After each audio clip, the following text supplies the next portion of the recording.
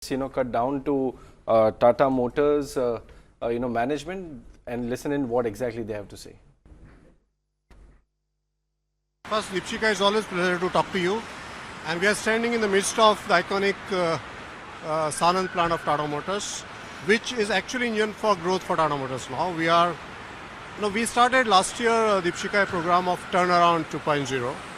Turnaround program whereby we attempt is to convert the business so that it can win sustainably. Our vision is to win sustainably. It has got three pillars. One, to be showing sharp growth in sales enhancement. Second is to have a dramatic cost reduction. And third is to improve operating efficiency.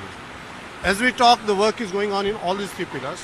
For instance, if you see last month, that is July, was the 30th consecutive month when Tata Motor did better than industry. I think it is a good.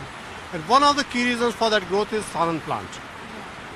This plant accounts for 60% plus of our total sales, and it is actually emerging as a manufacturing excellence plant.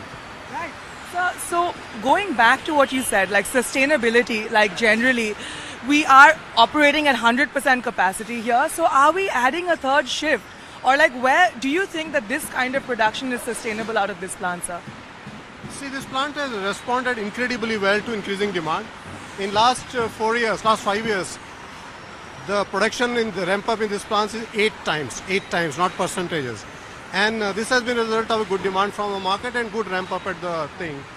What our buzzword in our company now is to sweat the asset, how to get more out of the same. And second is how to make capacities flexible. So we are able to make multiple products at different plants. See, we have 3 locations. One is Sanand, another is Pune, and third is our fuel plant at Ranjangaon. Together we have a capacity, Deepshika, of about 5 lakh vehicles. So we are still operating at much less than that. So no point in expanding the capacities. Okay.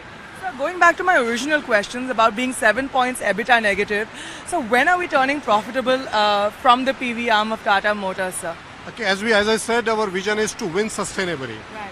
Sustainability means it should be self-sustaining company, and our endeavor is in that direction. When? Sometime in future, near future. All right, sir. Similar question, sir, along the same line. We are putting in a lot of investment into PV, and that's really heartening to see from this company, considering that we were standing on the CV leg for a very long time. So are we confident that we are going to get the ROIs from this investment? And when are we expecting to break even? Do you think we'll invest if you are not confident? Of course we are confident, and our recent past tells us that there are reasons to be confident. We have completely changed our product development strategy so that we have efficient product development process. We will be coming on 2 product architectures, vehicle architectures, which will give us less complexity, commonization, economies of scale, which all goes towards improving profitability. Right. So also want to touch on cost cutting a little bit briefly. You said in the press conference before that cost cutting would be a significant part of Turnaround 2.0. And last year, the CV business rather made headlines for cost cutting of about 1,500 crores.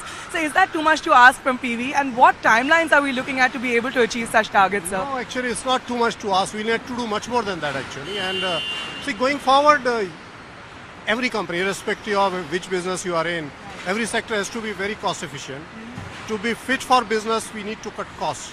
And this is, Deepshika, a never-ending journey. I can't say this day it will end. It is a continuous process, and we are committed to deliver on that. Right, sir. Is there any specific timeline that we're looking at to be able to do that, sir? As I said, continuously, every day. As we speak today, there is a cost cutting. Tomorrow, there is a cost cutting.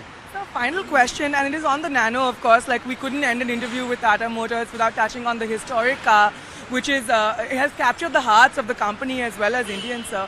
Let me frame it a little bit differently. Will we see the Nano in showrooms next year, sir? Considering that, it is the crash norms are coming applicable at the end of the year, and also it may not be the most efficient car BS6 wise.